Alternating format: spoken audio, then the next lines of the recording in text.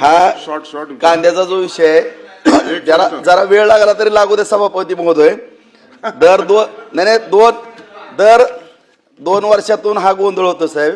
सभापती महोदय, सोलापूर जिल्ह्यामध्ये सोलापूर मार्केट कमिटीला 700 ते 800 मार्केट कमिटीच आहे, त्याच्यामुळे माहिती देतो सभापती महोदय. मंत्री महोदय, सोलापूर बाजार समितीला 700 ते 800 ट्रक कांदा त्या ठिकाणी येतो. माझी खाजगी बाजार समिती आहे, सीझनला 250 ते 300 ट्रक त्या ठिकाणी कांदा येतो. आणि धाराशिव जिल्हा, बीड जिल्हा, मराठवाडा, टोटल सोलापूर आणि बार्शी या ठिकाणी कांदा येतो. ह्याच्यामध्ये सभापती महोदय वेळोवेळी पाशा बहीणला सातत्याने मी माहिती देण्याचं काम केलं. आपल्याही निदर्शनास आणलं. आपल्या काही उपसचिव सचिवांबरोबर मी मंत्री महोदय चर्चाही केली आहे. ह्याच्यामध्ये अडचणी अशा आहेत मंत्री महोदय, आपण एक बैठक घ्या. त्या बैठकीमध्ये मला जेवढं ह्याच्यामधली माहिती आहे ती मी आपल्याला देतो. कारण सौद्यामध्ये मी 5-5 तास त्या ठिकाणी बाजार समितीमध्ये थांबलेलो आहे.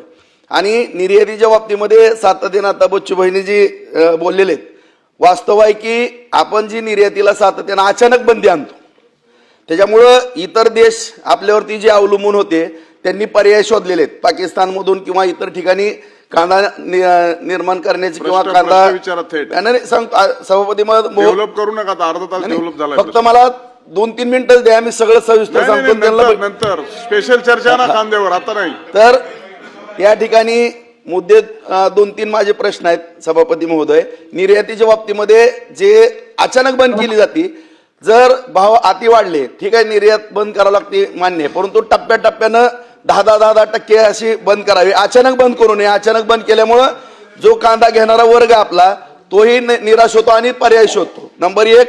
दुसरा मुद्दा, जे मध्यंतरी शेतकरी बांधवांचं नुकसान झालेलं आहे त्याच्या बाबतीमध्ये आदरणीय मुख्यमंत्री साहेबांना मीही भेटलेलो आहे, निवेदन दिलेलं आहे. त्याकरता 5 रुपयाचं तरी कमीत कमी अनुदान त्या ठिकाणी ज्या कालखंडामध्ये नुकसान झालेलं आहे शेतकऱ्याचं, त्या बाबतीमध्ये द्यावं.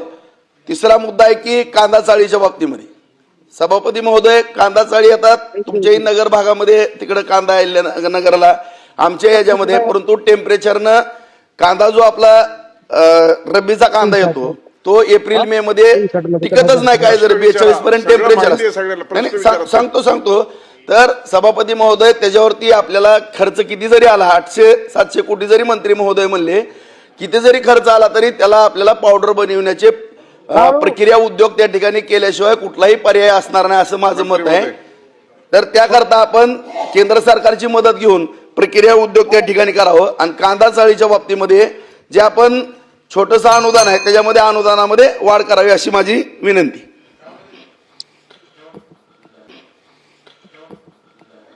सभापती महोदय, आपले युवा सदस्य राजाभाऊंनी अत्यंत महत्त्वाचे प्रश्न मांडले. राजाभाऊ, पुढच्या काळामध्ये या सगळ्या कांद्याच्या विषय संदर्भात बैठक लावण्यात येईल आणि आपल्याला बोलून आपल्याकडचे जो अनुभव आहे, आपल्याकडची माहिती आहे, ती माहिती घेण्यात येईल. आपल्याकडे बरंच म्हणजे स्वतः तुम्ही प्रॅक्टिकली पाहिल्यामुळे त्याची माहिती आपल्याकडनं घेण्यात येईल. एक्सपोर्टच्या संदर्भात आपण अचानकपणे धोरण घेत नाही, पण आपल्याला माहिती आहे की महत्त्वाचं आपल्या देशातले लोक आहेत. जर देशामधल्या लोकांना 70 आणि 80 रुपये किलोमध्ये कांदा मिळेल अशी कधीतरी 10-20 वर्षामध्ये परिस्थिती होती, त्यावेळेस असे निर्णय घ्यावे लागतात. आणि म्हणून अचानकपणे कुठलाही एक्सपोर्टचं धोरण घेणार नाही.